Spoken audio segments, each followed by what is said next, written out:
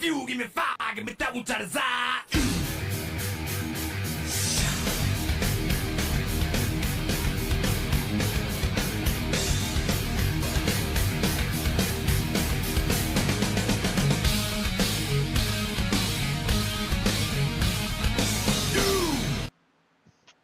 All right, welcome back to Wind Tunnel TV. Tonight, it's the Alive Church Xfinity Series here with RGR Racing. I'm Dean Doucette. He's Jared Carr. Jared, back at Michigan. Everybody feels good when they're here. Yeah, Dean, big track. I mean, a lot of speed. And when you go to these Xfinity cars, as you know, a lot of off throttle time at this track. I mean, you're going to have to really be on top of the car here tonight in order to be up front. Yeah, I mean, you are. And I think one of the keys, too, is making that decision, Jared. Do I fight early, hold my spot, hold track position? How important is that? Versus do I save some tire and go for it on the long run? I mean, it's going to be a tough question, isn't it? Yeah, and I think that's the question we see in any kind of car nowadays, you know, whether it's the next gen, the truck, the Xfinity car, is how much are you willing to fight to stay where you're at versus trying to conserve some tire and have a little bit of a tire advantage and try and pick them off later.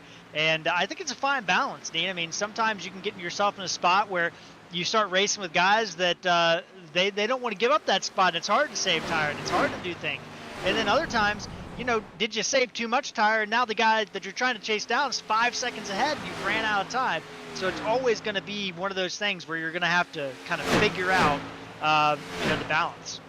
Yeah. I mean, you couldn't have said it any better than that. Take a look at the point situation. I'm not so sure this is accurate. It could be, Jared. I'm not sure if you have it up, but I have Reiner with only a 6-point lead over Jason Jackson. I really don't think that's the case. Yeah, I don't think that's correct. Looking at him right now, Dean, and I picked up the wrong season, so you have to bear with me. Well, I know I entered in, so I'm sure that Reiner is the leader. I think Jackson not prevalent in this series. Somehow he got put in here, but Leo likely in second, about 50 points back.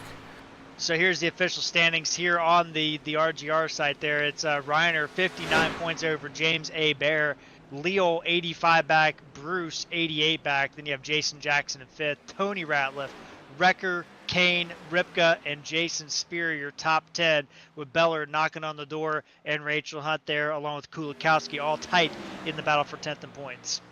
Well, I'm glad I spent a half hour today getting those all right.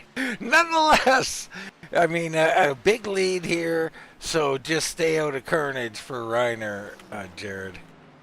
Yeah, absolutely. I mean, this is, you know, before we start tonight, 4 races going into tonight left in this season.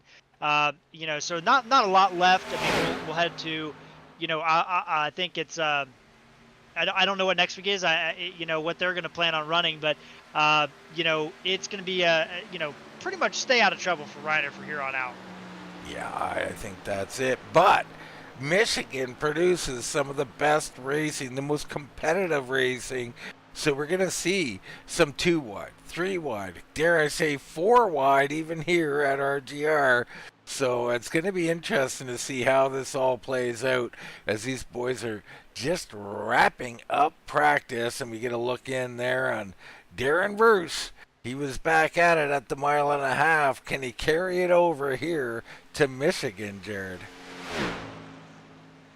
Yeah, and I do wonder that, right? I mean, it's, you look at these qualifying times, and, we saw last week how tight that was. But, Dean, I'm looking through this list, and I'm seeing some guys, Reiner, starting out, I don't see him in the top 10, Dean. And am I blind? Am I not seeing him on the entry list at all tonight? Well, I think I heard some rumblings about vacation, but, my ability to read complete quotes is pretty small, Jared.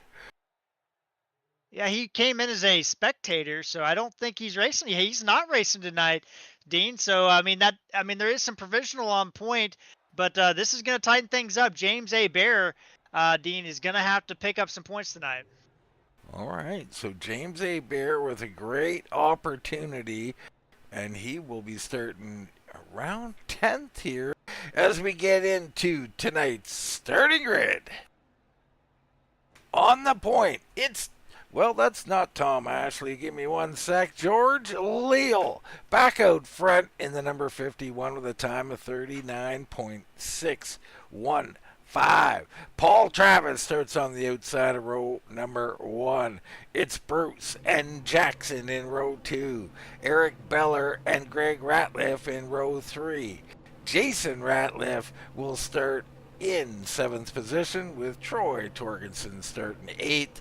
You have Royce Valley and James A. Bear in row number 5. A. Bear, of course, got to make up those points, as many as he can get tonight. And it's Klaus Williams and Rick Thompson in your top 12. Yeah, we got back here in row 7, Tom Ashley, Rachel Hunt, James Suggs, Jason Brantley in row 8. Kulikowski, our Daytona winner, with Todd the Toad Man Gilly back there in row number 9. Herb Ashley, Nick Burris in row 10. Tony Ratliff, who's picked up a few podiums this year, and Corey Buskirk making a return back. And then Jason Spear is the last car in 23rd to take a time. Then back here further, we got Brandon Sheffield back. He's taken a little bit of a hiatus, Dean, and he has had some strong runs at these type of track in the past. Nathan Maurer back after a little bit of a hiatus. He's been fast at these type of tracks. Going to be interesting to see them come through the field. And then you got Eric Whiting, Ricky Williams, Robert LaPrime, and George Dibble shotgun on the field tonight, Dean. Yeah, nice 29 car field here at Michigan. Gonna be a good one, so strap in, folks. George Leal will lead them down to the start finish. And how about Paul K. Travis? Great qualifying effort for him tonight, Dean. I'm really curious to see what these guys can do, especially some of these guys. Everybody out here is out for wins, except for maybe James A. Bear, who needs a win. So I'm going to be interested to see how intense the competition is going to be tonight, Dean. Yeah, I think it's going to be pretty intense. But, RDR, great league. They're going to race clean here. But watch out. Michigan produces a lot of close racing. Green flag. Down and away. A little wiggle on the inside. And Paul K. getting a run on the outside. So Paul Travis Sr. looking to rip it around there and take this lead. Goes well out to the wall there, and somebody there, that's Jason Jackson, going to try to dip in a little bit there in the middle groove. Ratliff back further. Everybody on the bottom trying to find a little bit of grip, Dean. Michigan, you're going to find out, if you're not familiar with it, watching at home, the bottom groove does lose a lot of grip as the race goes on. Be interesting to see if guys use that as the car tightens up. Everybody trying to get single file. First battle is back there around Eric Beller. Oh, yeah. Somebody really loose there around Eric Beller. I think that might have been Royce Valley. I'm not sure who that was, but really loose. They did a good job holding on to it. Not sure. Greg Ratliff on the high side. He's going to let Jason Ratliff on through Torgerson and A. Bear. So A. Bear down on that low side, and this is something you're going to see here, is his low side not great on the short run here. We'll see how it is on the long run as we keep going. Leal still holding off Travis as we see the whole field come through. And, it's not quite as close quarters as I was expecting, Jared. Yeah, I kind of think this is going to be, oh my goodness, and somebody's really tight. That's Torgerson tied up against the wall with Greg Ratliff and James A. Bear. So right as you say that, they're 3 wide going into turn 1 for about 8th position. Yeah, A. Bear says, hey, I need points, baby. I'm going to the front. Yeah, and I'm not sure, we don't know exactly how many provisional points. I think it would be last place is what kind of Reiner's looking at. So a lot of points on the table. I mean, I would say probably 20 points or so, Dean, that A-Bear can gain tonight. I don't know that officially, but that's kind of what I would land on. Yeah, I mean, a big field, right? So any provisionals aren't going to score that much. So, yeah, probably a lot of points here for him to get. Go back up front. George Leal just set the best lap of the race, I believe, a lap ago. 40 flat there, and you look a little bit further back. Jason Brantley battling there in the 3 machine with Rick Thompson, newcomer to league, I believe, Dean. I don't recognize the name, at least in this series. moving forward there in the number 76 machine. Yeah, Rick, definitely new to the league. Now, I have seen him race already, and he looks sporty out there, so I think Rick's going to be a factor, no doubt about it.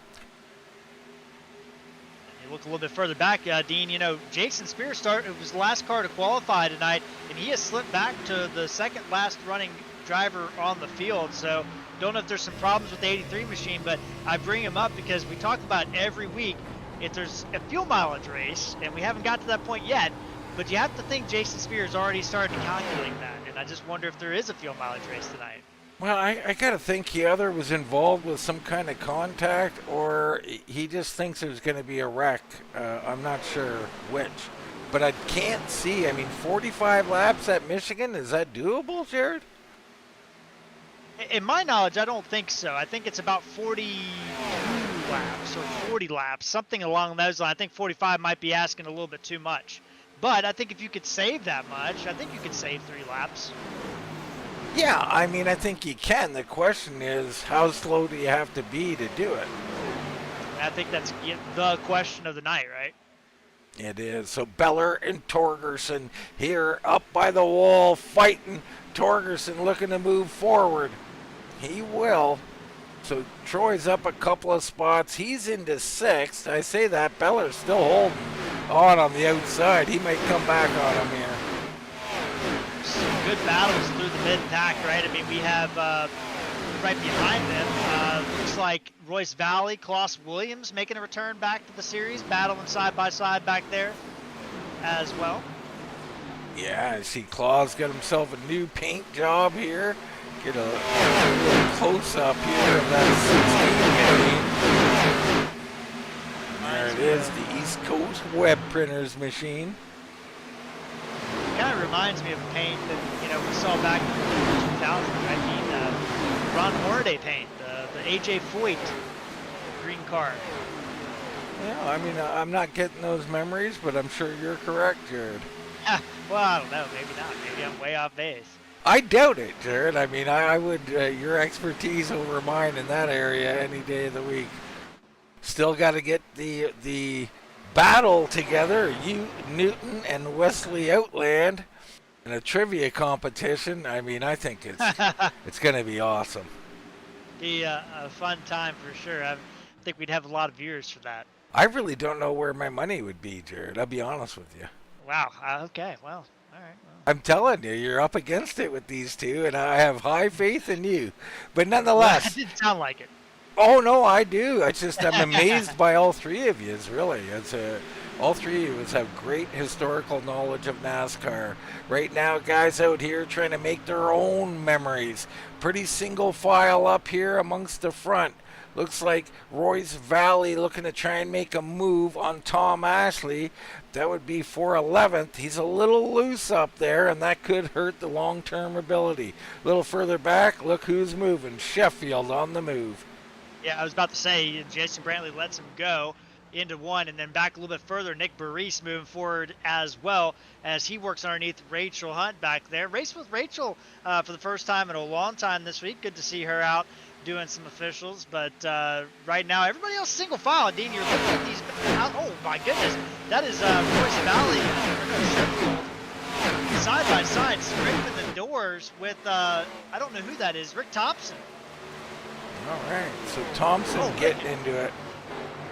Rick was really loose there, but there was some door banging down the front straightaway. That wasn't Sheffield. I apologize. That was James Suggs and Rick Thompson that were battling side by side like that. Well, now should be right on board with Sheffield. He comes up on Thompson. So you can see up ahead, too, there's 2 wide situations. Sheffield's got to be clever with how he decides to attack all this.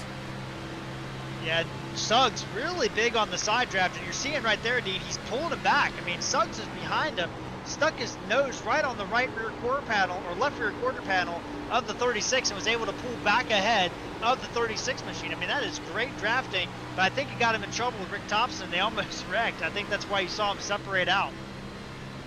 And Feller making it, or sorry, Tom Ashley making a big move on Greg Ratliff, who is kind of dropping off, Dean. I mean, the 5 machine not finding his rhythm here tonight. Yeah, I mean, some of these tracks have been a little tough on Greg lately. I mean, I don't know if it's the way that the tires are reacting or what, but you know how these things go, Jared. Different builds react differently to different drivers. Absolutely. And, you know, Greg, I raced with Greg on 2K2 NASCAR Racing 4, like way back in the day. Tom Ashley, Royce Valley, I get those guys all the time. The 47 machine, very loose. They're going to be 3 wide down the back straightaway. And he disappears. Somebody disappears. Suggs goes underneath. Thompson Thompson on the high side. Valley backs out. So three guys out here battling, and Sheffield slides in there now. Sheffield picked up some spots right there. Thanks to all that calamity going on. I mean, Sheffield already up 10 spots here this evening into 14th. So all that's going on up front, still Leal, Travis, Bruce, Jackson, and Jason Ratliff. That is your top 5. We go a little further back. You got Troy Torgerson, Beller, Abear, and Tom Ashley along with Claus Williams. Ratliff of the Greg variety working the high groove, got in the wall off turn number 4, and that's going to open the door up for Rick Thompson to take a little bit of an advantage. All right, so Rick Thompson out there battling right on the bumper of Greg Ratliff. Oh, Greg is that car is pulling off the corner. He can't be happy about that. No, I think Greg is just maybe trying to fight through some handling issues right now. Maybe, I don't know, maybe ran the wrong groove or something, but he is having a time out there. Losing spots down 5, spots to start. Valley down 7, Rachel Hunt down 5. So some drivers not finding the groove here. Sheffield, on the other hand, up 10, Maurer up 8, Whiting up 6. That's your top movers so far, Dean.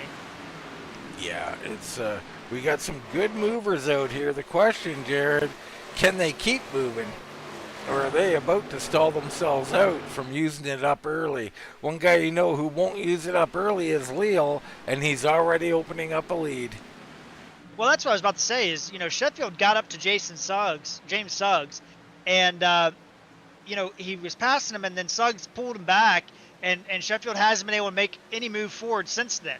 So, I think you're on to something there. Then up front, you know, it is Paul Kay and George Leal, and they've kind of opened up that gap just a little bit on Darren Bruce. It was the top 3, and now it's just the top 2. Bruce kind of by himself, and then Jackson and Ratliff kind of by themselves in 4th and 5th. Yeah, very interesting how this is shaking out early.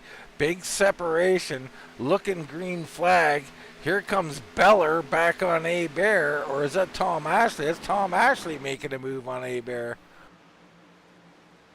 Been very happy with the progress here of Tom Ashley. I mean, much like on Thursday night, we were talking about Michael Ottoviani, Jared. And, you know, here's a guy who came in not too long ago, very curious guy, asked a lot of questions, practiced a lot, and don't you know it, he ends up, you know, less than a year later, or around a year later, he's in victory lane. I mean, that's what practice and curiosity can do for you. Absolutely, and we're seeing it all the time as guys continue to improve. Every week we watch these races, there's somebody different that is moving their way to the front. But right now, the top 2 have set sail, but can Paul K. Travis do something with George Leal? Because they started battling a little bit, Dean, and it sucked Darren Bruce right back into him. And that is what this track is, right? It's a momentum track. You break that momentum, and it's going to be what, Jared? The concertina effect. Absolutely. Absolutely. That's a Wind Tunnel TV exclusive right there. Yes, it is. That's trademarked. That's the word right there. TM. All right, so the battle heating up front. 4th, Jackson. 5th, Jason Ratliff. Troy Torgerson hanging around in 6th. Beller, A-Bear, and Tom Ashley, who just can't get the pass done. And, Jared, it's tough. As these tires wear out, we're approaching lap 20. I mean, it's really hard to pass low, isn't it? Yeah, it is, and that's the thing that I think a lot of people don't realize is once everybody's tires will level out to some degree, and everybody will be running consistent lap times, whether their consistent lap times are 41.6s or 41.5s, that could be the difference, right?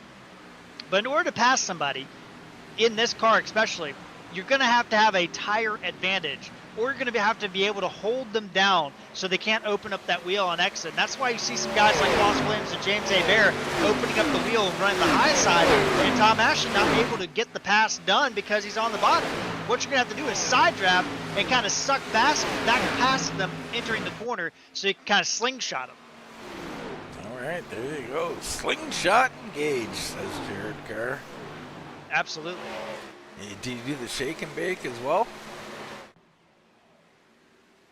Oh, and sorry, Dean, I got distracted. That's Tom Ashley, very loose off turn number 2.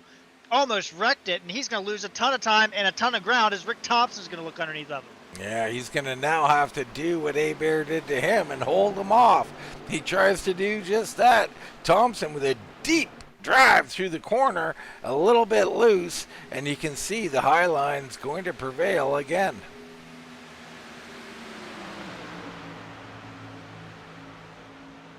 Behind him, Greg Ratliff trying to get around Claus Williams. He will. Up front, Paul Travis, a little wiggle. Bruce down to the bottom. And Bruce is trying to move forward. He does indeed clear him, so I think Paul Travis let him go. Bruce looking strong here. He might have been saving a little bit.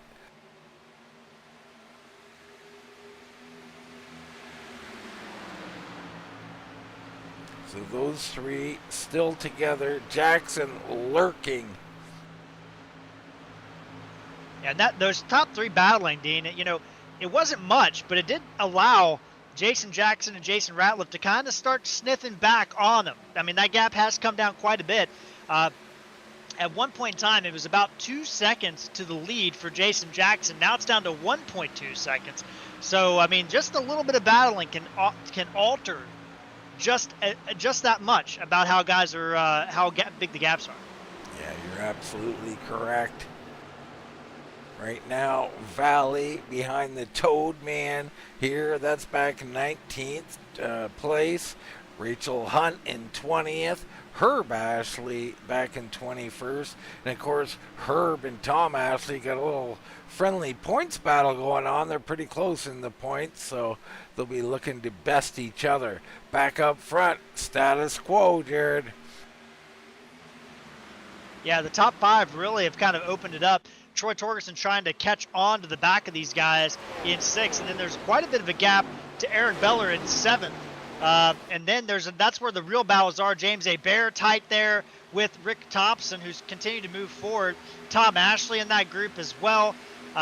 Greg Ratliff on the edge of that group, and Claus Williams at the tail end of it. So a lot of battling there in the mid-pack. And then you have to go back further. Sheffield and Nathan Maurer kind of by themselves, and then it's a bigger gap to Parise and Suggs, Jason Brantley, Gilly, Royce Valley. These guys, that's the big pack in the back there, Dean. Well, when you get back here, I mean, if you're someone like a Sheffield, say, he's made up 11 spots into 13th. That's well and good. That's great. He's almost 5 seconds behind the leader, him and Maurer right there as well. I mean, can these guys actually make up time from back here at this stage in the run, Jared? No, I think right now that's what it's all about. The tires are eventually going to level off to the same kind of lap times. I mean, right now you got Leo running the 41.7s, Darren Bruce running the 41.7s, Sheffield in the 41.6s, Maurer in the 41.5s. I mean, that's not enough time that you're gaining to really make up 5 seconds. Hebert into the wall! Oh, they're wrecking! And he is wrecking him and Greg Ratliff. What a hard lick! Hebert, with the opportunity to gain points on Reiner, has just flushed it. And he is done. That engine has given way. He got in the wall and then couldn't keep off of it. Nowhere Ratliff could go, Dean. Unfortunate for Greg, who is this innocent bystander. He's out of the race as well. But that's a tough break. We're going to back it up a little bit. And was there any contact at all? It does not look like. So you have Rick Thompson and A. Bear. A. Bear breaks loose first, but it looks like Thompson's starting to yaw out as well. He may not be. Yeah, there he goes. He's breaking loose too, I think. And Greg's following this. They look like they got it under control, but A. Bear up. Tail slaps the wall there. And that, I don't know, it's just a weird way it went for him. And around they go into the inside wall. My goodness. Yeah, I think he got stuck in the wall. There's some wall glue that this, iRacing has implemented, and I think he got stuck. And instead of just trying to slowly get off of it, I think he kind of yanked off of it, and that's what upset the car. And unfortunately, Greg was just kind of, in the middle, caught up as an innocent bystander. But Dean, this is going to open up pit road, I'm sure, and any pit strategy we had is going to be out the window. Yeah, and that is the thing. That's why you don't play pit strategies too much, because it just changes all the time. All these cars up front had a bit of a gap between them, Jared. I don't think there'll be any positional shakeup here, except for Paul Travis just slid through his stall. I'm not even sure he's in it now. He isn't. No, he's not. He can't get in. He's going to the back, folks. The 88 in deep trouble. Rick Thompson, same problem, Dean. He was sideways on pit road. I don't know if he got hit or what happened, but Rick Thompson also having similar pit entry issue. Yeah, he got hit. He got hit by Klaus Williams coming into the box, and big wreck. He got damage out of that, Dean. So pit road causing some problems for some of our guys in the top 10. Well, let's go back and see if we can't find some of this.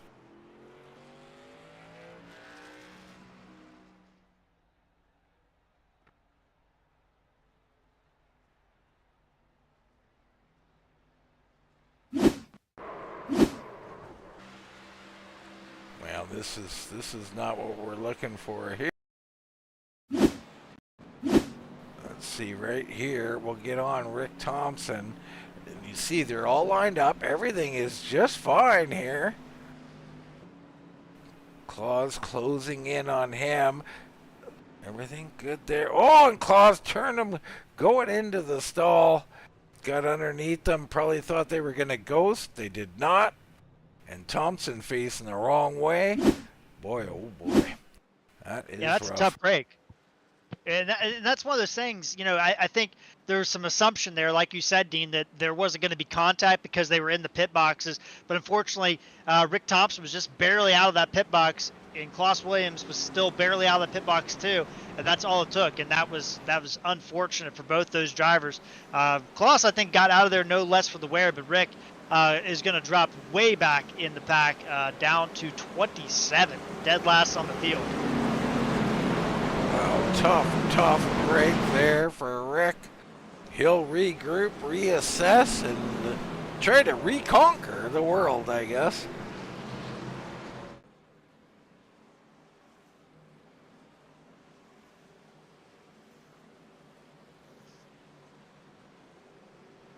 Lap 28 of 90 here in the Alive Church Xfinity Series. George Leal been your leader for the whole race. Bruce been hanging with them. Now we got Jackson and Torgerson in row number 2. Jason Ratliff and Beller in row 3. Ashley and don't look now, Sheffield and Maurer both up 16 spots. They're in 8th and 9th, Jared. Yeah, that's going to be huge because now they're a little bit further closer to the front, right? They have an opportunity, Dean, to try to make up some ground a little bit sooner in the run. They certainly do. They needed that caution. Making up 5 seconds was tough. They find themselves less than a second behind the leader now. Slow start by Klaus Williams back there. That high line is going to fade a little bit. It's going to bring Maurer right by him.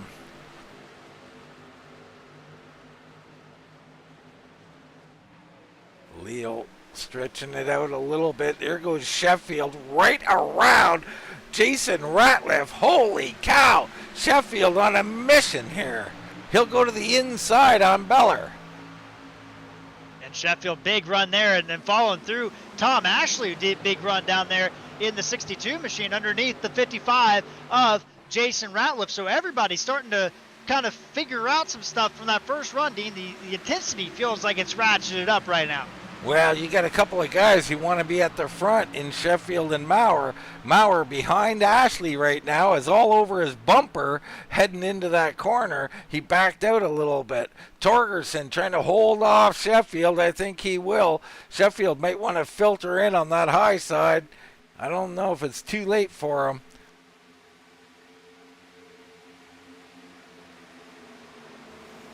Oh, and Ratliff got a little bit of contact from Klaus Williams there. I think it was incidental. I don't think there was anything, just kind of cars coming together there. Williams just slide up in front of Jason Ratliff. But boy, this restart has been terrible for Jason Ratliff. He started off in 5th position, Dean. He is going to drop all the way back to 11th in just one lap.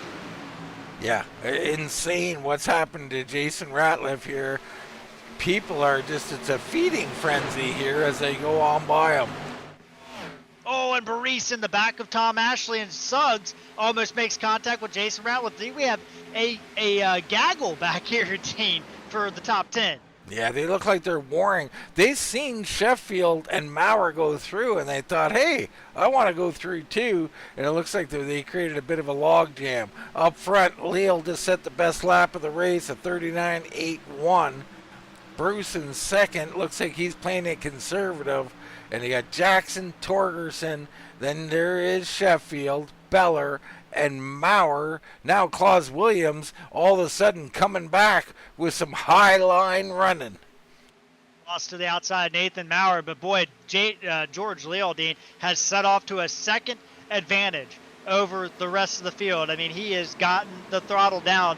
Can Darren Bruce and Jason Jackson make up that time? I don't know if they can before pit stops. Now, could he be influenced here by the fact that you need to stop again? You know, under 60 laps going, we're looking at a 30-lap run, basically, Jared. Could that have an effect on how George Leal is running this machine? Yeah, it could. I mean, in my theory, I wouldn't have filled it up, right? I mean, if you can't make it on fuel, we're doing 90 laps. So, you know, let's say we could do 42, right? That's only going to put us at 75. Which, in my opinion, a 16-lap run to the end is not a long enough run to kind of make up positions or hold off people. So I would probably want to pit around like lap 70 or so. Now, we've seen consistently that nobody in the league does this. So I don't think it's going to happen, but that's what I would do. As you see right now, Sheffield to the outside of Troy Torgerson for the top 5, the last 4th position there. Wow. But, and somebody... I thought somebody was Sorry, Jared. I threw a wow in because Sheffield was doing what I like to do. He was trying to get to the outside of Torgerson. Torgerson kind of blended in there, and it was almost both of them into the wall. Absolutely. But to kind of finish what I was saying, Dean, there is a possibility that George Leal maybe underfueled that car. I don't know. Yeah, I mean, I think it's probably wise. I mean, I kind of base it on not just fuel alone, but how tight or loose the car is, how tight I want the car. I mean, this is fixed setup, so no adjustments allowed, Jared, outside of gas, really.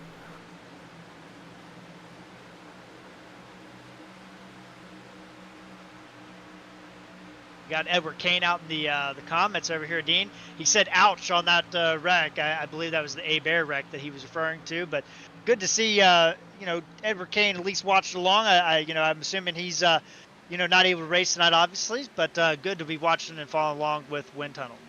Absolutely love Edward Kane. He's one of our sponsors as well, so go check out Edward Kane for any of your accounting needs. He's always available, and he's one of the best. You can take that to the bank from Wind Tunnel TV.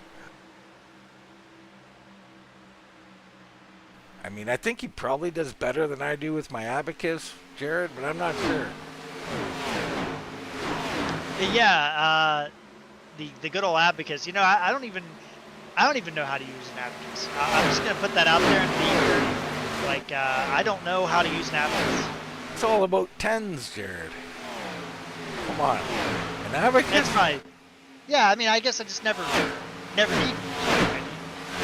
Always abacus. Now, unfortunately, I lost mine with my old computer. It was actually inside the computer, Jared, doing some operations, so I no longer have it. I don't, you know, for me, I use I don't put heat sinks on mine. I use it to boil water and things like that. Make, you know, a nice little stew or a little pasta in my computer while I'm gaming. So You got to do what you got to do. Multi-purpose functions for everything. All right, Jackson trying to hold off Torgerson. Torgerson making that move and looking to get himself into third place. Sheffield searching low, searching high, rides in behind him. yeah, now we're starting to see it spread out again, right? It just, and that's the big thing is like George Leal, he's got about an 8/10 gap. The gap is not really coming down. But Torgerson is now trying to work his way around Jackson to get onto the podium step there. And Sheffield kind of trying to figure out who's going to prevail there. Beller's kind of separated out. Then you have this group of cars that's Maurer, Jason Ratliff, who's trying to work his way back up to where he was. And then the next battle really is back there with James Suggs and Paul Travis, who's trying to regain those spots he lost on pit road. He's up 5 since the caution. There is a look at Paul Travis and Suggs. Suggs driving aggressive here tonight, but just can't seem to get it all put together to get up there.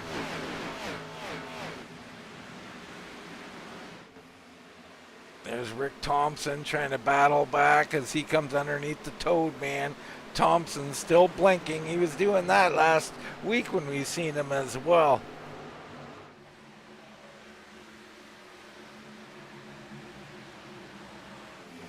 Look in on the Toad Man's car, Jared.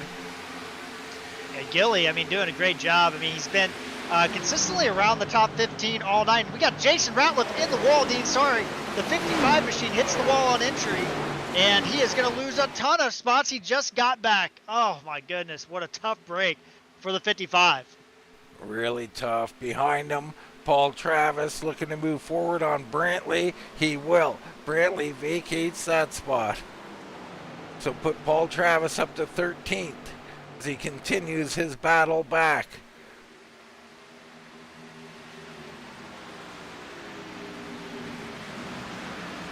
Royce Valley and Bryce kind of fighting each other a little bit. Just kind of looking through the field right now, Dean. Apologies. They're, you know, looking at some guys that are moving forward. I do want to point out another guy, George Dibble, up 11 spots. So George started last on the field, and he has moved up to 18. Found himself in a little bit of a battle there with Jason Spear. Yeah, Dibble having a nice night here. He's got the McDonald's on board, and he's got deliveries to make. Yeah, I mean, Ronald's not gonna want cold hamburgers going out there. Is that the Hamburglar or is it Grimace? I don't know who's in charge. I'm not sure who's in charge right there. Just keep Mrs. that Hamburglar away from me. All right, up front, Leo leading Bruce. These two starting to really separate. And this is a battle we've seen before, Jared. It becomes a chess match out here. These guys trying to figure out who's running harder. How can I out-save? How can I out-think while turning lap times that may be even better than the other guy? It's a tough game up here. Yeah, it is. And I, you know, the top two, Dean, have really opened up a gap. I mean, Leo and Bruce have maintained you know, the gap, about 0.8 of a second. But Torgerson, when he battled with Jason Jackson, they lost a ton of time, and they're continuing to hemorrhage time because I think they battled just a little bit too much in there, right? But they were a half a second slower than George Leal in that pack. And right now, Beller had to get out of the gas. He almost got in the side of the 60. Yeah, I was just going to bring up the 62. So you see right in front of him, Sheffield kind of got away from Maurer and put the throttle down. I think he's paying for that now. Oh, and we got caution on the track, and it's on pit road. It's Dibble and Spear. What a mess. Dibble, no. the hard lick. We're going to get a replay.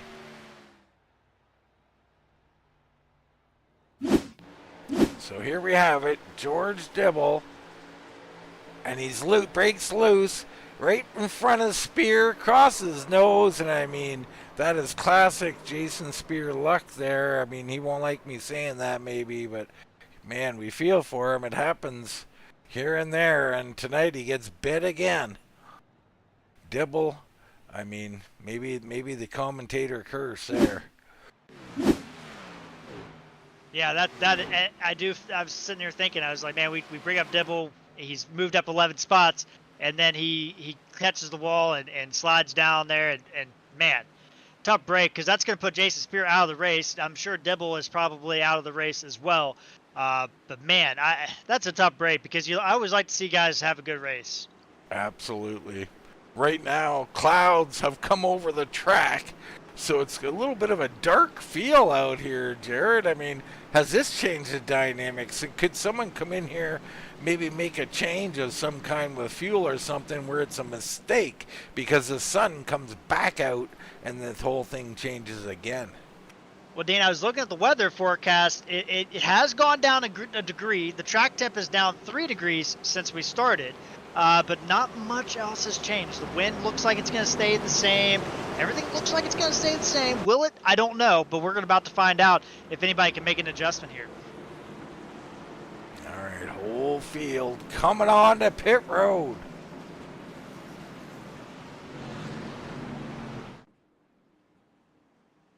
You see Sheffield and Maurer dirt into their boxes. Early stalls from not qualifying. A little further up, you've got Torgerson in his. Everybody else, Leal's down and in. Bruce is in. Paul Travis safely in this time. Left's going up and away. Leal first out. Looks like Torgerson making a bid to beat Darren Bruce off of pit road. Was Bruce trying to slip to third, I wonder? And he does slip to third. Jared, this looks like something I would do. I hate starting second. Yeah, second place, ever since the restart rules have changed, second place has not been very advantageous because, for a lot of reasons. But, yeah, I would do the same thing and have done that a few times. All right, little cheese from up in the booth here. And that's the only kind of cheese I eat there, Jared. The get faster cheese? Or? That's right. Fast cheese. Someone was talking about the American cheese the other day. I mean, I don't even know what that is, Jared. Nobody does that. They have that in cheese caves, Dean. Yeah, I'm sorry, what? Yeah, it's in. They have that in cheese caves out in Missouri. Ah, I see. I always wondered what kind of cheese acts like an ice cream cake, but I don't know. Whatever. So everybody at home probably thinks I'm kidding. I heard this and I thought this is the most outlandish thing I've ever heard in my life. They are real. I don't really understand them, but they came about in World War II, and it's how they stored cheese in there, and I guess they still use them today. So there you go. What's that? The World War II cheese? Still in I hope that's not what they're using in those caves. All right, enough cheesecake talk. George Leal, your leader. Torgerson now in second. Bruce falls to third. Sheffield fourth.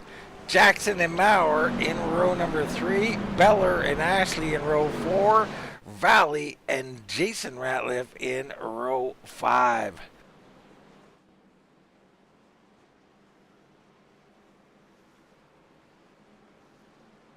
We got no cheese lovers out in the chat want to chime in on that conversation. I mean, yeah, I was kind of surprised. I thought we'd have a lot of interesting input about cheese caves, but I guess not. I guess I'm the only one interested in that.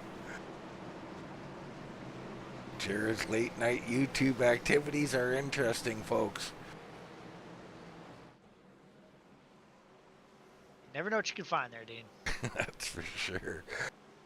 Leal and Torgerson ready to take the green flag. Green flag, green flag. Down and away. Good start there by all up front. That outside is tough, but Torgerson hanging in. Sheffield swings down low. He believes Bruce is the one to follow here. Torgerson wrapping the high side, going to have a mammoth run. Wow, surging forward, past Bruce. Three wide. Three wide. Bruce in the middle, Dean. Holy cow. Sheffield to the bottom, Torgerson to the outside, Dean. Nobody lifting. They're going to run it this way. Sheffield drives in deep and takes it away. Or does he? Torgerson to the outside. He's got the momentum off turn 4. So that low, not even paying off early. Torgerson through. Bruce is through. Here comes Maurer. And Torgerson looking for the lead. He knows George Leal, he has to put Torgerson on the back foot here. Oh, and Maurer and Beller all the way down to the yellow line. Maurer really chopping off that run there. Man, it's heating up out and somebody's here. wrecking. I don't know who that was. Somebody got loose off turn number 2, Dean. I think we're going to stay green, though. Sorry. All right, not sure who that was either. 3 wide as Jason Ratliff goes to the high side. He's pinched up by Tom Ashley, who's stuck in the sandwich. Ashley got out of the gas. He almost got ran over there, Dean. Wow, things are really, really heating up. Thompson and Ashley going at it. Thompson still blinking. Up in front a little. Battle for the lead. It's 3 wide off turn 2 for the lead, Dean. Holy cow! Leal stuck in the middle. Bruce low. Torgerson high. Leal lifts. So Leal lets him on through. Torgerson on the high side looking to drive through and take it away from Bruce now. And I think he will. This is a vintage performance by Troy Torgerson, who's getting up to the front. And Darren Bruce is there as well. Battling back for third. That's Sheffield on the outside of Leal, who this is the first time he's had cars in front of him tonight, Dean. Yeah, Leal all of a sudden in 4th. Here comes Maurer as well, and Brantley to set the fastest lap of the race. He's wrapping the high side back in 13th. And Jason Ratliff, who had such a bad time last caution, he's found himself up toward the front. He's not going to be taking advantage of this run. And Paul Kay, remember he had a big issue on pit road, was all the way back in 20th. He's made himself back up to the top 10. So everybody coming to the pay window with less than 40 to go here at Michigan, Dean. Wow, they are putting it down, Jared. And this could be also fuel mileage situation here. As like you said, less than 40 to go now. When they started, probably 41, 42 to go.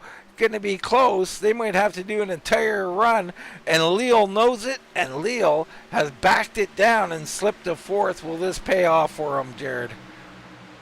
I don't know. And that goes back to our pre-race conversation, Dean, where you have to be patiently aggressive, if you will. And Darren Bruce just slides by Torgerson to take the lead. So Torgerson got some bonus points there. But boy, oh boy, these guys fighting like it's last lap. But I think, right now you're kind of looking and you wonder,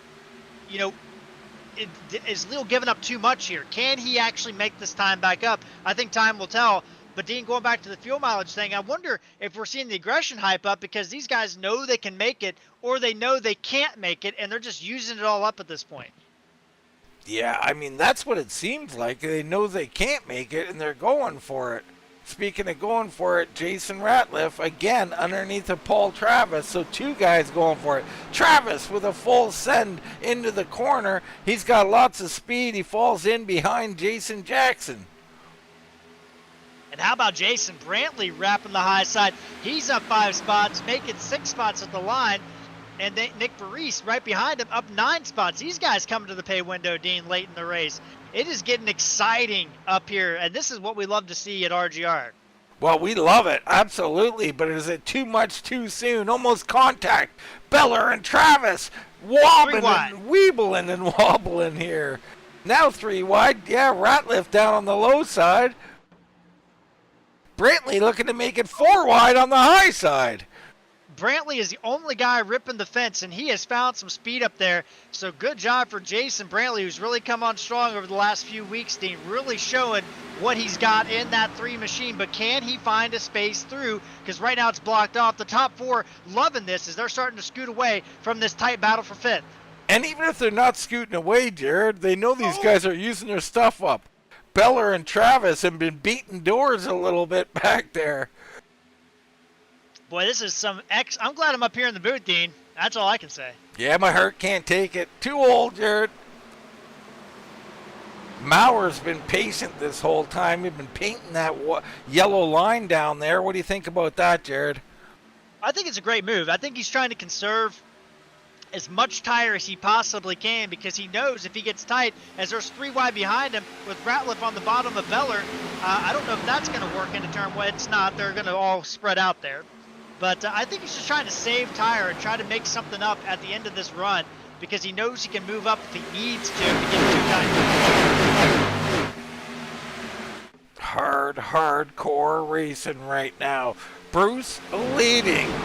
Beller back in the fight here. He's taken to a little bit of a high, but that 60 continues down low, and he's underneath Leal. Leal all of a sudden continuing to fade, so Leal's in a real trouble here. Here goes Sheffield looking to make a move on Torgerson. Torgerson might have used his stuff up trying to take that lead, but maybe he's trying to find a groove to settle into right now. Sheffield goes by him, and you got to think, Dean, nobody in this group is fighting for points. None of these guys are racing for points in here. They're all racing to win. It's win or go home. I love it. And they're racing like it. The 60, I'm loving what I see out of that 60. This should play well for him on the long run. Lifting the throttle, getting down on the bottom. It's going to save some stuff. He slips up in front of Torgerson. Torgerson, evasive maneuvers. Yeah, as long as he doesn't pull out the pit maneuver. Yeah, exactly. Ratliff making a big move there. Paul K and him battling tight there. But here comes Nathan Maurer on the inside. Sheffield can't quite get the room. But, Dean, he might have some stuff left in the tank as Leo now passes Torgerson. Torgerson continuing to fall back just a little bit. And Jason Jackson starting to move forward. Yeah, everybody's switching it up. They don't know who's coming and who's going here. Maurer staying on the bottom. Sheffield Beller with him up. a big wiggle. Sorry, Dean. Beller was completely wrecked, and he somehow held on to it. They're going to be 4 wide going all across the stripe. No, Paul K backs out. Yeah, Paul Travis Sr. there. If he doesn't back out, that's a wreck. That's a great job by Paul Travis. Exciting racing. Maurer now trying to clear Sheffield, and he's thinking about trying to clear Bruce. Sheffield all over the back of Bruce, pushing him through. Maurer down to the bottom. What an entrance. He is clear. He's just got to slide up. Nate Maurer to the race lead here on lap 59 going to 60. And we still have, Dean, 16 cars within 2 seconds of our race leader. This thing is by far not done. There's a lot of positions that could change hands with 31 to go. Watch out now. Maurer's got the whole track, though, to use. He hasn't had that in a long time. So he's only going to get faster here, in my opinion. Bruce looking to get really one back. Behind them, Kerr's juggling all over the place, Jared. Sorry, there is so much going on. I don't even know where to look right now. As Rick Thompson throws it up underneath of the 66 of Nick Parise. I mean, he is moving forward as well. I mean, this is a literal gaggle right now, folks, of cars battling for positions. Yeah, there's a lot going on here. Beller trying to hold off Jason Ratliff. Behind him, Torgerson has fallen to 8th here. He can't be happy about that. Paul Travis surging into the corner. Oh, Bruce Luce on the bottom. That's going to open up the door for Sheffield. He's going to have to fend off George Leal for the last step on the podium now. So Bruce might have overworked that machine. They all might have up here fighting. Jason Jackson looking to take advantage. He comes down underneath Beller, looking to get underneath the Leal. Beller trying. Beller wants to wrap the high side and get on the outside of Leal, but he just can't get the momentum. to get there, quite get there, but now Jason Ratliff is all over the rear of the 4 machine. Jackson with a great entrance. Beller surges in the middle. Wow, 3 wide, almost contact. Beller, Jackson, and Leo, they come off the corner together. They're touching. No wreck yet. Still 3 wide is now Paul K. Travis and Jason Ratliff put Beller in the sandwich.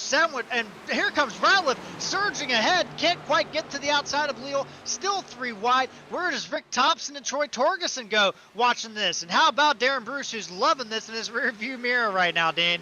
Well, he needed a little break, and they're creating one for him. Holy smokes, all along, Nate Maurer and Sheffield have taken the lead. Both of them not even qualifying tonight. They're up 24 and 22 spots, respectively. Unbelievable stuff here. Yeah, Nate Oh, Maurer no, down the track, Bryce. He chases it, though, and he hangs on. What a save by Nick Bryce. He's going to slot in, going to lose several positions there and battle with Royce Valley and the Todd Gilly machine. But Dean, Nate Maurer, the only one running that groove, painting the yellow line in the corners, Dean. And we talked about at the beginning of the show, the grip is really low as the run goes on that bottom. And I think if you're a little bit tight, that's kind of the line you want to run. And he is showing that there is speed there if you can utilize it correctly. Yeah, I mean, if you can do it lap after lap, you look in this mirror, you watch those cars kind of suck up to him a bit, but his entrance is so good. He's getting into it really, really well. Still tight battling back here as, again, guys continue to fall back. Troy Torgerson got loose the last lap. He's dropped outside the top 10, not what he's wanting. But Jason Ratliff continuing to make a surge forward. He has gotten up in right behind Brandon Sheffield. He's up to 3rd position in that 55 machine, Dean. Yeah, Jason Ratliff, I mean, the rifleman has rifled his way around that top line, and he looks strong still. You would think maybe he's fading, maybe he overdrove. Not the case. And here he goes. He's going to look underneath Sheffield. I mean, he was wrapping the high side, Dean, and he just got to the outside of George Leal and was able to make a move, and he made it stick. I don't think George expected it to stick up there. And boy, I'll tell you what, Dean, you asked me earlier, is this going to pay off for George Leal? I don't think so. He's under pressure from Jason Jackson right now to fall out of the top 5. Yeah, I mean, 25 to go. That's a tall order for George. If anybody can do it, it's him. But he's got to start making that move now. You see Jason Ratliff stalling out on the bottom, so Sheffield maintains 2nd. Maurer not necessarily opening up this gap anymore, but doing a nice job. Are we about to see the old concertina effect here, Jared? Yeah, the guy I wanted to point out too, Jason Brantley, what a run for him. He's had some struggles this year, had a great run going earlier in the year at Richmond, a top 3 before he got involved in a wreck with a lap car. He's inside the top 10, having a great run. And how about some recoveries tonight? Pit road incidents for Paul K. Travis. He was back in 20th. Rick Thompson back in 27th. Those guys have found their way back into the back half of the top 10 right now, trying to head for the top 5 as Beller hits the wall of turn 2 and slides out of the top 5. Top 10. Interesting, Jared. Those 3 you mentioned running nose to tail, and they all had separate problems. Yeah, exactly, and that's the thing, is that's some perseverance, Dan. That's what I always see guys, they're like, oh, I got some damage, I'm quitting, or I'm not gonna, I don't, I'm not in it. And these guys, they literally lost all their track position and had to fight to get back up into position that they're in. What a lesson in perseverance here tonight from those guys. Absolutely. Maurer being run down now by Brandon Sheffield. Jason Ratliff doing an excellent job. You got Darren Bruce sitting in 4th. George Leal slipped back to 5th after leading the early portion of the race. Jason Jackson right there. Thompson's right there. I mean, that's 7 guys under a blanket. You got 3 more right behind them with Paul K. Travis, Jason Brantley, and Tom Ashley. These guys, I mean, it's unbelievable racing, Dean. Sorry. Yeah, everybody's coming back together like predicted, Jared. See some wiggling out of Sheffield there, but he handled that nicely and Or kept did he? his run.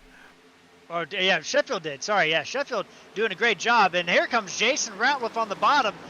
There's all kinds of battles, and now Rick Thompson is trying to go to the outside around Jason Jackson. I mean, we got all kinds of stuff. This Michigan track has put on a whale of a show here tonight for all the viewers out there. It has, and Brantley jumps to pit road with 21 to go.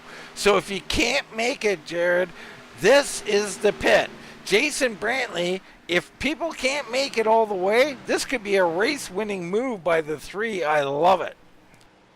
Yeah, and I do wonder. I did wonder out loud. From my estimation, it's about 40 to 42 laps. Can you save 3 laps of fuel? Because we were right at that time period when we went back to green, lap 45. So we were right at halfway when we went back to green. So I think that most people probably are good on fuel, though, Dean. I'm going to go on a gamble and say we're not going to see a lot of people on pit road as Jason Ratliff going to side draft Sheffield into turn 1. He did a great job, and he's going to clear him. What a job by Ratliff. I've seen 2 people successfully side draft here tonight, and Ratliff is one of them. Suggs the other one. All right, Jason Ratliff, not to be deterred tonight. Up into second. You see Brantley filtering out right in front of our leader. He had just pitted, so Brantley will stay on the lead lap, I believe, and that's great for him. That is good. I don't know. It looks like he took tires and everything, so he should be able to just open that thing up and just hit the gas pedal and just not worry about saving anything at this point. Yeah, he's got to let it rip. He'll do just that. Maurer trying to hold off the rifleman, but look at that entrance. I mean, the rifleman is so solid tonight, and he's going to cross over. Not yet. Not enough yet, but the 55 waiting to make his move. Jason Ratliff hasn't won an RGR in the Xfinity Series yet in his career. He's battling for the lead, Dean, with Nathan Maurer, who's got a couple here. Who's going to take this? It's still too early to tell, but we got a huge battle on our hands. We really do. Maurer, tough customer. Ratliff, tons of speed, and he's so hungry. Off the bottom, he's staying level with Maurer. I think the 55 has the car to get it done. Maurer fights back on the outside, pinches a little bit low. Brantley having to use the white line, but he's going to get a good run off the corner. Can he get there? He does, but then he kind of backs out. I don't know what he was waiting on there. I think he wanted to get back in line there before Sheffield got to his outside, Jared. Yep, you're right. Didn't think about it. So he'll look to get a bigger run here on the high side. He'll wind that thing back up and take another shot in a couple of laps. I want to point out a couple of movers out here. You got Nick Barice up 10 on the evening. He's in 10th. Ricky Williams having a nice run. He's up 11 into 16th. And Eric Whiting quietly in 17th. He's up 9. So those guys all big movers here tonight. Yeah, great job by those guys. Haven't had a chance to really talk about it, Dean, with all the exciting action that's been going on up front. But, great job. And keeping the car clean, that's half the battle. But, the other thing I want to point out, Dean, is we still – and somebody's really loose there. That's the 88 of Paul K. Travis, Dean. Wow, he was super loose. But we still have 9 cars under a blanket here, Dean, for the win. Yeah, and I don't know who the favorite is. I mean, the leader's always the favorite, but this is anybody's game here. We got some cagey vets up here. I don't think we're done with the hard racing quite yet. Yeah, don't sleep on Rick Thompson. He's an OG iRacer. He makes the Stint Analyzer program. This guy's been around. I hadn't said anything yet because I don't want to jinx him, and maybe I just did. But don't sleep on Rick Thompson because he's been around a long time. All right, so I was saying on the Thursday broadcast, I know him from somewhere, and I think I got slightly ridiculed or mocked, Jared. But I'm not wrong, right? Rick has been around a long time. Yeah, 18 years on iRacing. I'm pretty sure I raced with him in the American Sim Racing League with Greg Ratliff back in the day. But that was, 20 years ago when I was like 12 or 13 when I was running there. So they probably Yellow didn't like flag me is back then. out. We got a caution. Caution on the track. It's Troy Torgerson. And he is smoking down to the inside. Not sure what happened there. Let's get a replay and find out. Contact So with the Torgerson 40. down low, Valley up high. Torgerson coming in. Valley just drives down the track like he isn't there and hits him. Wow. Not Yeah, I was sure looking if, at that. if that car was out of control or not, Jared. Yeah, and I was looking at it, and I think it was. I looked on his inboard camera. I mean, that wheel is, he is cranking that thing to hold on to it. He just got loose, Dean. It's a tough situation. I think Torgerson's going to get out of there no worse for the wear. But man, tough break because now we've really set ourselves up for boy. some pandemonium here. Pandemonium, Larry. Exactly where I was going. I figured you'd get that reference. Well, that's one of Mr. Labosco's favorites right there. Now Here the we question go. is, does anybody gamble and stay out here? I think there's too many laps left if you have How tire about sets, two right? tires? I don't know, Jared. My heart can't take it if someone takes two here. Two tires, from experience, didn't play off well in the trucks every time I tried it. So Rachel Hunt's staying out on the track. She is a lap down. She She's gonna just get the lucky pitted, dog. Jared. Yeah.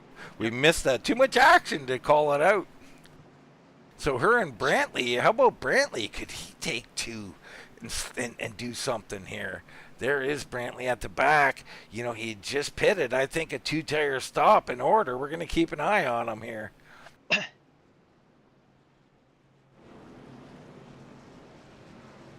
So Brantley's in. Right side's up. I think he's going to take 4. Yeah, he's taking 4. Rick Thompson down the way, though, Dean. Rick Thompson might have taken 2. No, he took 4. But a great stop from him. All right. Bruce might have sped. Bruce sped. Oh, boy.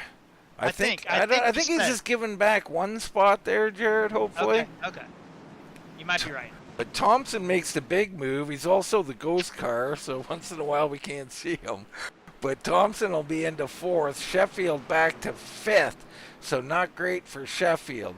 Jackson in 6th. Travis 7th.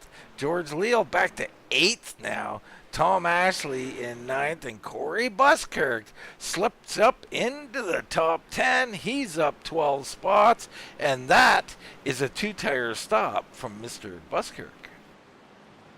Yeah, I was wondering if somebody's going to do it, but right now, I was kind of surprised Jason Brantley didn't gamble on it. Maybe I was kind of surprised about that, but otherwise, kind of what I expected. I mean, I think 13 laps to go was too soon for two tires. Like I'd like around 7 laps to go. I would gamble on it, but yeah, gonna be interesting to see how this transpires now. Yeah, I don't think Buskirk had just pitted or anything, so this probably won't pay off, Jared. No, I think it's going to probably be a bad, might be a bad time for him, unfortunately, but we'll see how it goes. That we will, there's no doubt. Tune in, folks, stay tuned. Get that popcorn, maybe get yourself a little beer or maybe a rye and ginger, one of my favorites, Jared. Yeah, we have Bryce Reiner joining us in here. He said, crazy 2 and 3 wide racing, loving what I'm seeing out there in the league tonight. And he's saying, watch the 55 shortly. Can't go wrong with the bottom line. That was obviously just before the caution, and we had that caution come out. But I agree. I think the 55 is thinking W tonight. I think all these guys are. I think Nobody's that sprint racing. You got 3 great drivers on the bottom, established winners in this league, but the whole high side is what high speed guys, Jared, and they like the high side. I love this high line versus low line we got going on here. Yeah, and the top 3 on that outside line have never won. Rick Thompson debuted tonight. Paul Kay has never won. Jason Ratliff has never won in the Xfinity car. Jason Jackson has never won. Tom Ashley has never won. We only got 3 winners in this group, Dean. Somebody might get their first one ever here tonight. All Pace car right. off. Hold on to your seats. Keep the fenders on them, boys. We're going back. Green flag racing. Maurer, excellent start, and that's going to put Ratliff under the gun from Darren Bruce, who's a wily veteran in these situations. We've seen him pull the rabbit out of the hat a few times late in the race. Bruce slides right into second. So Jason Ratliff, not the start he wanted on that high side. He'll look to wind it up here and see if he can get something done. Car is not going forward for him, and Bruce will slide up. How about Thompson to the inside? How about Sheffield to the inside of Thompson as he disappears? That's got to be uncomfortable. Ooh, tight in the middle there. Thompson to second place. Down the middle, he shoots the gap, Jared, and he uses his cloaking cap to do it. Tight battle for third. Here comes Paul K. Travis pushing Sheffield 2 by 2 by 2, 3 rows deep for third position. What a battle. Thompson looking for the race lead. He gets to the outside of Maurer, and Thompson likely will take the lead here. He does. We can't see him, but he's out front. Thompson out to the lead. Here's a 3-wide battle. Ratliff slides underneath Sheffield. Sheffield washes out high. How about Paul Travis coming through? George Leal in this group as well. The last step on the podium still up for grabs, Dean. Still plenty of time left in the race. 9 to go at the line. 9 to go. That's a lot of laps here at Michigan. Thompson, fastest lap of the race, a 39.31. Maurer trying to hold a little something back. He is starting to pick up speed. Bruce fending him off. Paul Travis. Oh, and Leal into the wall. He's wrecking. George Leal tagged the wall. He's spinning round and round. Here comes Torgerson. Oh. Brantley drills Leal. Holy cow. Yeah, A lot of ease and ahs coming. You see it there. Let's go back just a little bit here and see the wobble here. So Leal loose up high. Here's the correction. Comes back with another correction. Tail slap the wall. Bam. And now it's on as Tom Ashley gets into him. Man, there was so much going on. And even back a little bit further, there was a little bit of a wreck too, Dean, that was going on separate. So Torgerson actually got hit. And Busker got hit by Brantley, who got into Torgerson. Brantley just powering on through, and he just drives right into Leal. I mean, he creams him. Yeah, Brantley, he just ran over. Well, the 99 got loose, and Brantley got in the back of him. That clipped Torgerson.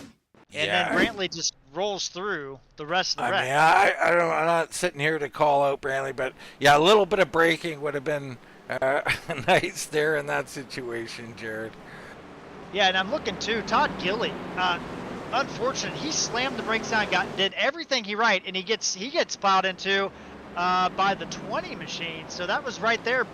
Gilly slowing down for the wreck and just gets destroyed in the rear end. That has got to be frustrating when you know you've done everything you can to avoid the wreck and you get ran into the back of there. A lot of wrecked machines headed down pit road. Smoke billowing out from Brantley's machine. Tony Ratliff right in there wrecked up. Buskirk with that 2-tire. That didn't work out for him. Whether it worked or not, I don't know actually, but he was in that wreck. But, I'll say this, Dean. There's a lot of contenders taken out in that wreck, and now the door has been open for some guys to kind of get back up here in the front and maybe recover, because Jason Ratliff started second on that last restart and did not get going. Dropped outside of the top 5. And now you look at these guys. Rick Thompson, debut race. Could he get the job done? But how about Sheffield returning after a long absence? Paul Travis has never won in this league. Can he make something happen? He's been strong all night. Has overcome adversity on more than one occasion here. I mean, there's a lot of storylines left to play out here, Dean, but we're running out of laps at this point. Yeah, I mean, in the top 10, you now have Royce Valley, Herb Ashley, Ricky Williams. I mean, are they looking to get even more out of this? Claus Williams just on the outside looking in. But right now, Rick Thompson looking to do something. I mean, I love this for Rick. This is got to be, I would say, a little bit fun for him, right? I mean, you come into a league, you've raced clean and conservative all night long, and you find yourself at the front. Oh, he's having an absolute blast, and make no doubt about it, people, this is not over. I mean, he's got a murderer's row behind him, right? So these guys are going to be coming. And you look at someone like Jason Ratliff, even, he had not a great restart there, however you want to slice it, whether it was a restart or in the corners. He's going to look to redeem himself here, I assure you that. And we got a lot of hungry guys back here, my goodness.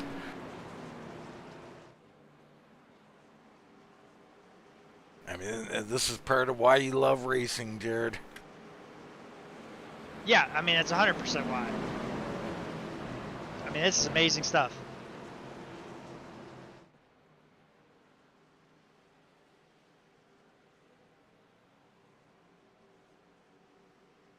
Yeah, Robert LaPrime up there on the high side. He's in 16th. Haven't touched on him tonight. Right in front of him, Adam Kulikowski. So those two I've been a little silent on tonight. They find themselves 13th and 15th here right now.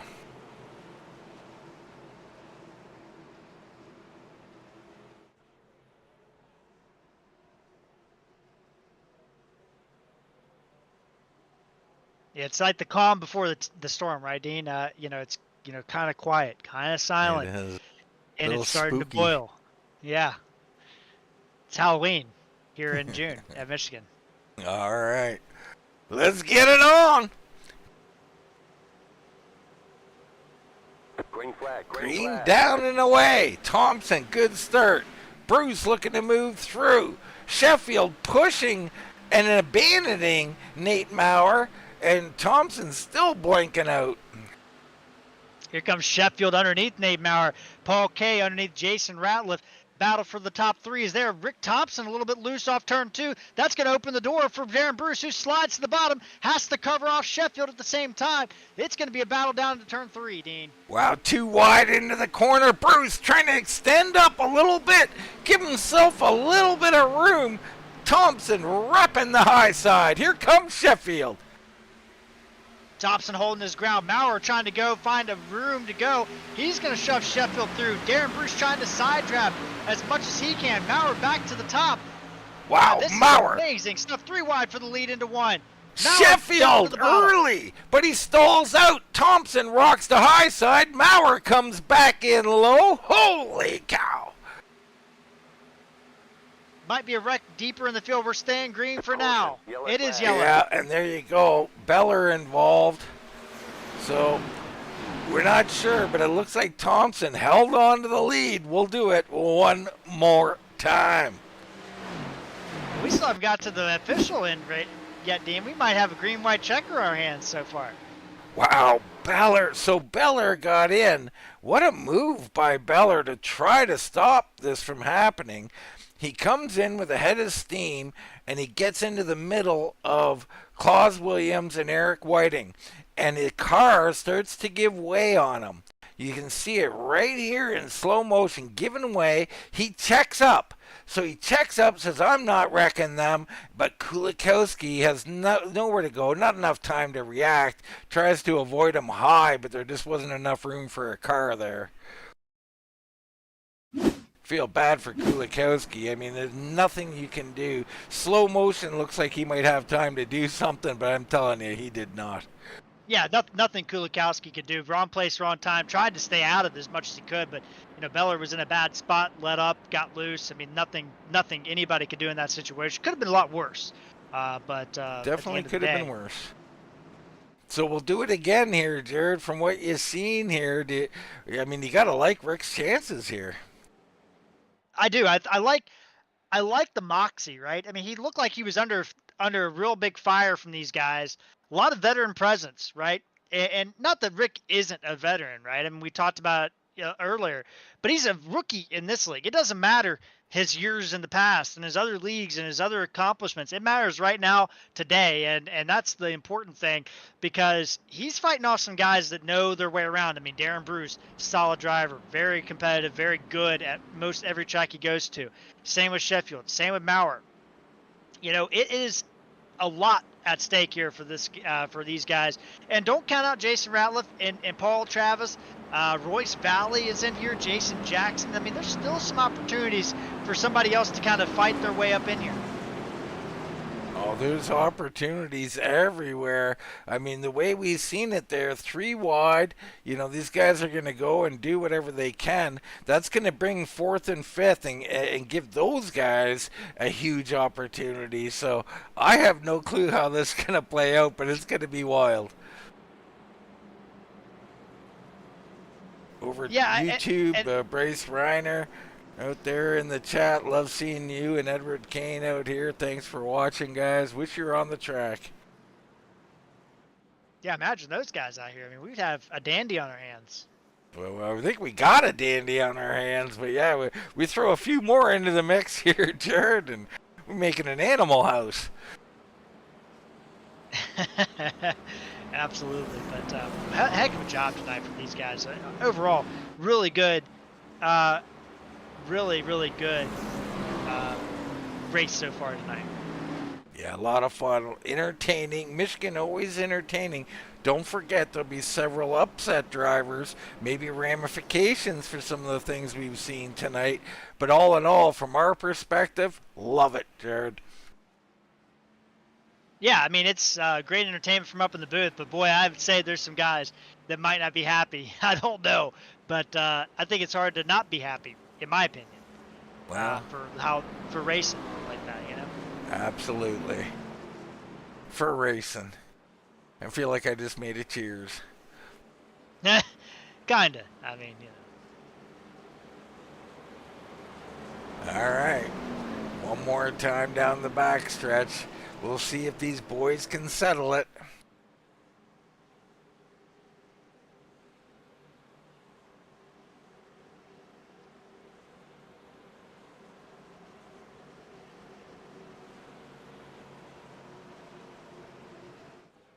Yeah, and you can feel it again, Dean. I mean, it's that anticipation. This is an official green-white checker. So the caution laps did go long enough. Just wanted to point that out to our viewers at home. This is an official green-white checker. There is only one attempt. So if we get a caution, it is over. So there's only one opportunity, Dean, to get these guys going. They're going to have 2 laps to try to do it. I mean, there's no saving at this point. There's no saving. Bring me the steering wheel or the trophy. Here we go. Pace car off the track. Rick Thompson will lead them down. Green flag, green flag. Green flag away. Oh, and a check up on the high side. Bruce, something happened there. He got caught. And now Jason Ratliff looks high on Maurer, and Bruce can't get there, but Sheffield up to second. Boy, oh boy, Bruce got caught sleeping there, maybe tried to anticipate that a little bit more. Here comes Brandon Sheffield to the outside, trying to make a move down to the back straightaway. He's all over the back of Rick Thompson. He's going to have to make a move sooner than later in case that caution comes out. Thompson trying to pinch him down in the corner. Can't quite do it. Does do it. Does rifle ahead. Gets a little bit loose. Bruce is on the outside. Paul K. Travis coming to the front. Coming to the white flag. Great job up front. What a battle. Thompson holding him off. Here comes Paul Travis and Bruce. They're not done yet. Travis has never won in the Xfinity Series. Neither has Rick Thompson on his debut tonight. Side by side, Sheffield door to door. Here they come. Thompson's loose. He's loose. He's going to lose it, and he blinks out. Nobody can see him. Sheffield to the lead. Travis to second. Here comes the rifleman with a surge. Can he get to third? Here comes Paul K. Travis on the outside. They're 3 wide for second. Sheffield probably going to hold on. Door banging. Bruce is into him. Oh, Ratliff. Oh, big wreck for second. Thompson will come through for second. Wow, what a pile up. Cars flipping and flying everywhere. Maurer on his lid. Yeah, I don't know. Oh, he is being shoveled around the track by the 61. Or that's the 19. That's the Toad Man, I believe. Wow, Maurer finally coming to a rest. But it's Brandon Sheffield with the victory. Yeah, there's racing. And Jared, You let's know, go back before you yeah, stumble on yeah. the words that are, we're trying to be as pleasant as we can. Here they go, 3 wide. A little wobble from Bruce brings him up into Paul Cade, back down into Ratliff, and it's on from there. Torgerson's just absolutely sent Maurer for a flying leap. I think that was Torgerson. We're going to try and find him here and just watch. We'll do it in slow motion here from Torgerson's car. He's coming down low, all the smoke up high. Everything looks good. Maurer comes down, and wow, is he launched into the air. Yeah, nobody's going to lift it, coming to the white flag. I mean, the results aren't official to hit the line. The yellow flag doesn't come out. There's no anything like that. So I can't blame anybody for not slowing down for the wreck.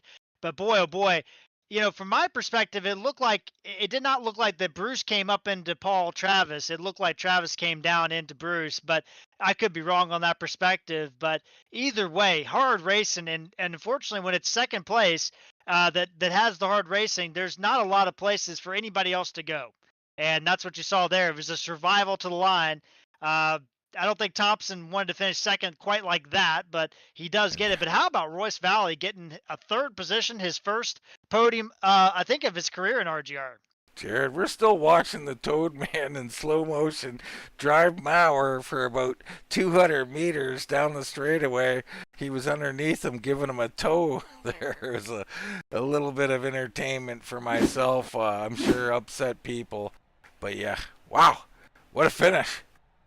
Absolutely. And what a job by Brandon Sheffield. He did what he had to do on that last lap to make things happen. And it just, I mean, unbelievable racing, and Gilly giving Maurer a little bit of a ride down to the pit road there So at the end. you talked about it. I mean, I probably cut you off, but you talk about Valley. Thompson in second. He makes a great recovery through that wreck and grabs second.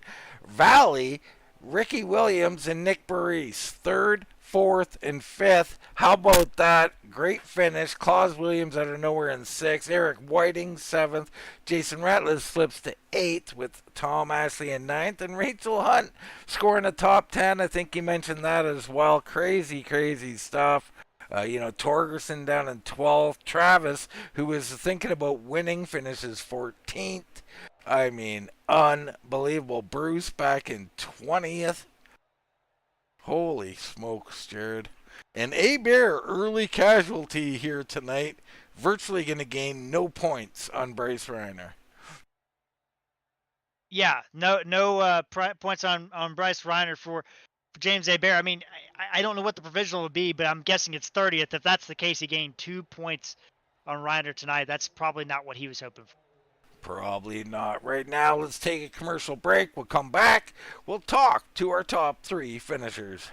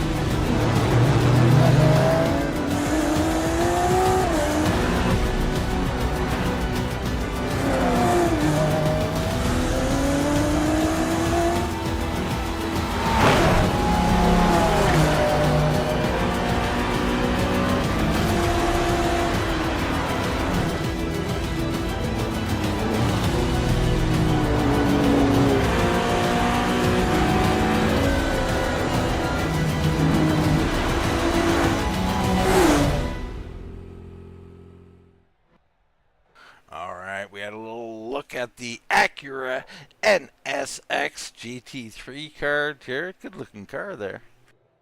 Absolutely, and they're getting a whole new tire model this week, so gonna be interested to see how that goes. Yeah, some say exciting time for the GT3. Others say I'm scared to death. We'll see how it all plays out for that car. But out here, there's the same thing, Jared. A lot of fear, a lot of scared to death, and those who survived, some of them got their best finishes ever. Yeah, I mean, Ricky Williams, 4th place. Great job by him. I don't know if that's his best finish ever, but I don't think he's been on the podium at least since we've been broadcasting, Dean. But great run for him. Nick Barese in 5th. We talked about Royce Valley, first podium in the league. Rick Thompson looked like, I mean, he was winning this race until that caution came out. Gets 2nd as a consolation prize. Eric Whiting in 7th. Jason Ratliff survives for 8th. He probably wanted more too.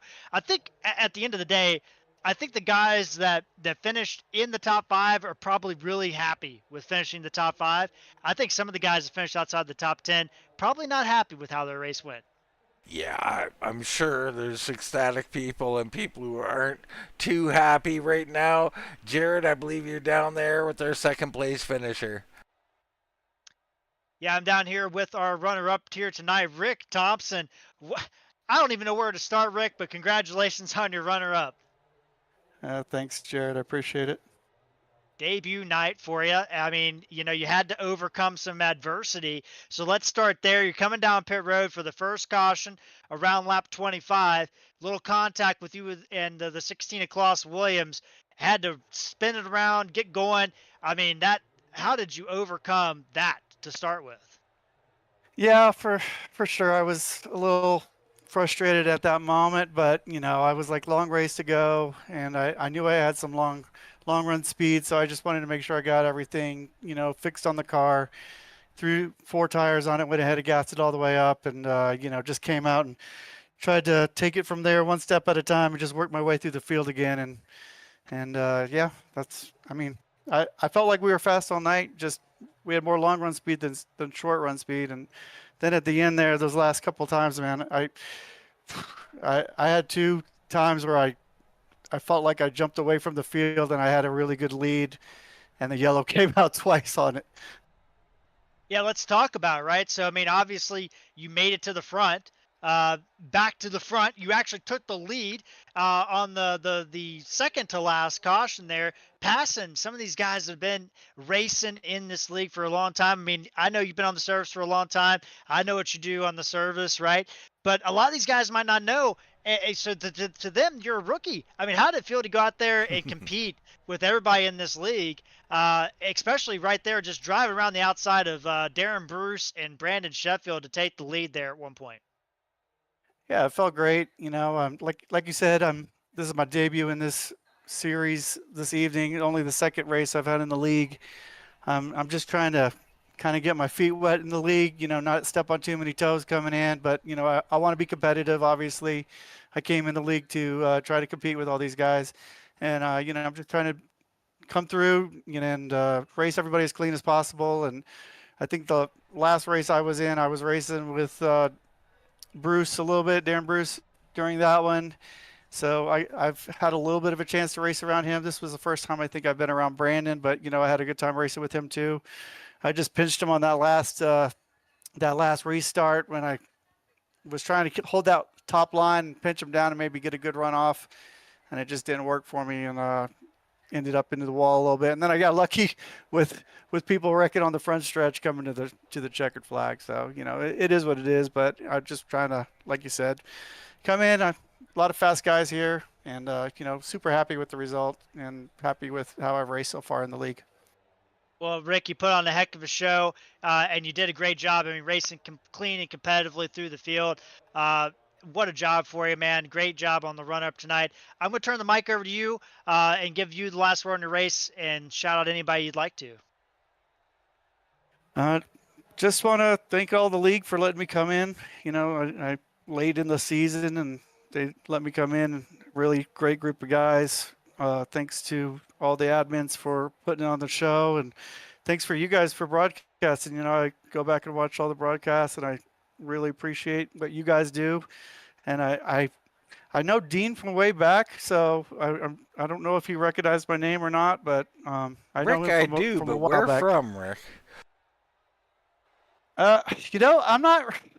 I don't know fair. if it's from DMP or if it's from like something way back, like one of the first leagues I was in. A couple of them, I've raced in a bunch, and I've raced against you also in a bunch of officials. Honestly, like I've been in a bunch of official races with you. Well, we love what you're doing, Rick. You look great out there. I'll give it back to you to finish up, Jared. But great win or great second, Rick. Well, thank you so much. I really appreciate what you guys do, and you guys are awesome in the booth. I really appreciate it. All right, Dean. Well, that was our runner-up here tonight, Rick Thompson. All right, Rick Thompson having one heck of a run, doing a nice job. But we got to talk about the 36. Brandon Sheffield back in victory lane, up 23 spots to do it, and had to fight for his life to get here. Brandon, first off, are you okay? I'm doing great, man. It's great to be back. It's been a while. Absolutely. I was worried. There could be heart attacks up there, bumps and bruises, a lot going on up there.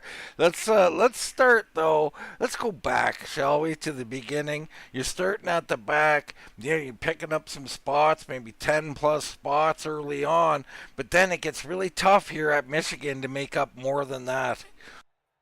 Yeah, for sure. I mean, the tires start to wear and then you're just kind of stuck where you are. But, I had a baby 2 months ago, or my wife did. And so I've been helping out with that, have not been racing. And it was 7:55 when I decided to race, and the race starts at 8 o'clock. So when the race started, I didn't even have enough laps to have the fuel calculator know what was going on. So I had to learn the first 25 laps, what you could do, what you couldn't do, what you could get away with. So I was shocked that I picked up as many spots as I did. And I got to, I was like 13th or 14th, wherever it was. Um, and thought I was going to be okay and just kind of ride from there. And they were going to come a lot slower as far as picking people off. And then the cautions just kind of fell at the right spot to, put me where I needed to be able to keep moving forward. So, Brandon, we've seen a few different things up here, and I'm sure you've seen them too. We've seen a lot of high line power moves that were working. And a guy like Jason Ratliff, for instance, didn't even seem to hurt his long run ability. He was fast. He looked like potentially he could be the winner at one point. Then we switch and we see a guy like Nate Maurer, kind of more running with you and similar lines, I think. But Nate really pinned to that yellow line, and he's making that work, and he takes that to the front. What were you thinking up there? Was this messing with you, like where should I run type of decisions? Yeah, I mean the car was tight landing and entering, and then as soon as you tried to pick up the throttle, it would start to try to slide the right rear. And as far as Nate running the bottom, it was like a flashback. I haven't raced with that guy in a long time, and I remember him doing that at Michigan like a year ago, and I didn't know how he made it work then, and I still don't. I don't think there's a lot of guys that can do that, but Nate Maurer can, and I would have much rather been higher up on the wall, but I just felt like I couldn't make enough speed up there. And again, Jason was able to make it work, but for me to be able to keep the tires on the car, I had to do that big arc thing and try to have the straightest exit I could. And that's what worked best for me. But that's the joy of Michigan, is you can make different stuff work here. Well, you heard Rick talk about, maybe you did, maybe you didn't, but he was talking about, trying to pinch you down just slightly there and try and hold you off. What were you thinking? How was that last move to get to the lead? Yeah, I mean, you and I have sat here long enough. I like a shootout. I'd rather do it that way than save fuel and save tire and manage to the end. So I was kind of glad to get the cautions to the end so we could shoot it out a little bit. And Darren didn't get a good restart, and so I was clear for second. And I said, well, I feel like I was able to arc 1 and 2 on fresh tires off a restart and carry more speed through there than just about anybody tonight. And so had a run, thought about pushing him into 3, and I thought I just better take it and see what I can do here. And took the run and got down in there side by side in 3 and 4, and then we were even off the corner, and I was like, oh, okay, I kind of got to get him down here in 1 and 2, because if you don't, then it's just a coin flip to see who's going to get to the line first. So yeah, we rolled down in there, and he blinked once, and I didn't see him, and then I did see him, and then I saw that he kind of came down and came right to my door, and it's like, well, I'll leave my lane, but I got to get up. And I don't know if I cleared myself or if it was net code or what happened, and we talked about it a little bit in the lobby before he came in here, and it seems like it's just one of those racing deals. I don't know if we'll ever be able to know exactly what happened, but either way, I either cleared myself off his nose or a little net code put him in the fence. But either way, I was able to get clear, and from there, I pretty much knew I had it. Well, you did, we did. Great job, Brandon. I mean, that was one of the more thrilling races for us. Sure, there's some mad people in the garage, but for us, we absolutely loved it, and you were a big part of it, man. Congrats on this victory. We'll give you the mic. Anybody you want to thank?